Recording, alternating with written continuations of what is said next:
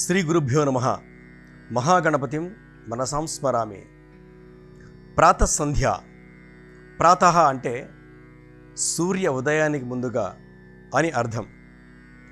సూర్య ఉదయానికి ముందుగా బ్రాహ్మీ లగ్నం అనగా బ్రహ్మదేవుడి తాలూకు అనుగ్రహం ఆ సమయం మీద ఉంటుంది. ఈ ప్రాతఃసంధ్యలో నిత్యకర్మానుష్ఠానాలు అనగా స్నానపానాదులు పూర్తి చేసుకొని సూర్యోదయం అవుతున్నప్పుడు సరిగ్గా ప్రాంగ్ముఖే అంటే తూర్పు ముఖంగా కూర్చొని సూర్యోదయానికి ఉపక్రమించాలి.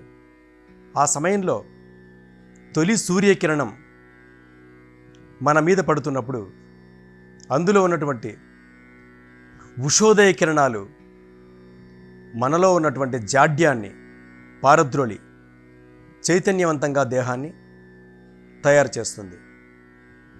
ఉషోదయ అంటే ఔషధములతో కూడుకున్నటువంటి సూర్యోదయం. అందులో మనకి శరీరానికి ఏ విధంగా ఉపయోగపడవలసినటువంటి అంశాలు ఉంటాయో అన్ని అంశాలు ఆ సూర్యోదయంలో ఉంటాయి.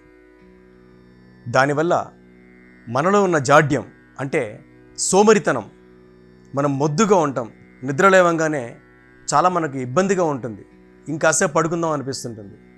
నిద్రాదేవి మన శరీరాన్ని త్వరగా వదలదు. ఆ సమయంలో కనుక నిద్రలేస్తే మనలో ఉన్నటువంటి మేధాశక్తి చాలా అద్భుతంగా పనిచేస్తుంది. మేధాచక్రం మీద సూర్యోదయ కిరణాలు పడతాయి కాబట్టి మనకు జ్ఞాపక శక్తి అయితేనేమి, చురుకుతనం అయితేనేమి, చైతన్యవంతంగా నెగిటివ్ ఎనర్జీస్ అన్నిటిని కూడా పారద్రోలి పాజిటివ్ ఎనర్జీస్ని మన దేహానికి అందజేస్తాయి ఆ కిరణాలు. దీనివల్ల ఆ రోజంతా కూడా మనకు ఎంతో చైతన్యవంతంగా ఉంటుంది, మనం యాక్టివ్గా పనిచేసుకుంటాం. అదే సమయంలో ప్రాతఃసంధ్య, మాధ్యాహ్నిక సంధ్య, సాయం సంధ్య అని సంధ్యావందన విధిలో వస్తుంది. ఈ ప్రాతఃసంధ్యలో గాయత్రీదేవి కరుణా కటాక్షం మన దేహం మీద ఉంటుంది. ఆ ధర్మం లేనటువంటి వాళ్లకు అంటే యజ్ఞోపవిత ధర్మం లేనటువంటి వాళ్ళకి సూర్య నమస్కారం చేస్తే, సంధ్యావందనం చేస్తే ఎంత శక్తి ఉంటుందో సూర్య నమస్కారం చేసినా సరే అంతే శక్తి ఉంటుంది. కాబట్టి సూర్యోదయంలో సూర్య నమస్కారం చేస్తే అటువంటి సత్ఫలితాలు వస్తాయి. ఇది యోగ శాస్త్రంలో కూడా ఉంటుంది. అష్టాంగ యోగాలు యమనియమాసన ప్రాణాయామ ప్రత్యాహార ధ్యాన ధారణ సమాధ్యష్టాంగయోగ నిష్ఠాగరిష్టానాం.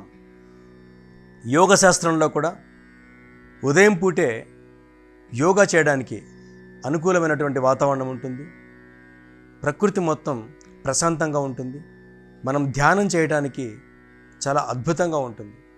ఎప్పుడైతే ప్రాతఃసంధ్య సూర్య నమస్కారం చేసుకున్నటువంటి వాళ్ళకి మేధస్సు చాలా చురుకుతనంగా ఉంటూ మంచి ఆలోచనలు ఆచరణయోగ్యంగా అంటే ఆ రోజు చేసేటువంటి ప్రతి కార్యక్రమానికి విజయవంతంగా ఎటువంటి విఘ్నం లేకుండా నిర్విఘ్నంగా ప్రతి కార్యాలు విజయవంతమవుతాయి. ఈ సూర్య నమస్కారం అనేది ఎందుకింత ప్రాముఖ్యత అంటే కర్మసాక్షి సూర్యుడు. మనం ఈ రోజుల్లో అయితే మనం వాచ్ చూసుకుంటున్నాము, గోడ గడియారం చూసుకుంటున్నాము, టైం ఓహో ఇది ఈ సమయమైంది అని నిర్ధారించుకుంటున్నాం. ఇవేవి లేనటువంటి పురాతన కాలంలో మనకు సమయ సూచిక సూర్యభగవానుడే అని మనం గ్రహించాలి. శ్రీ గురుభ్యో నమః. మహాగణపతిం మనసాం స్మరామి.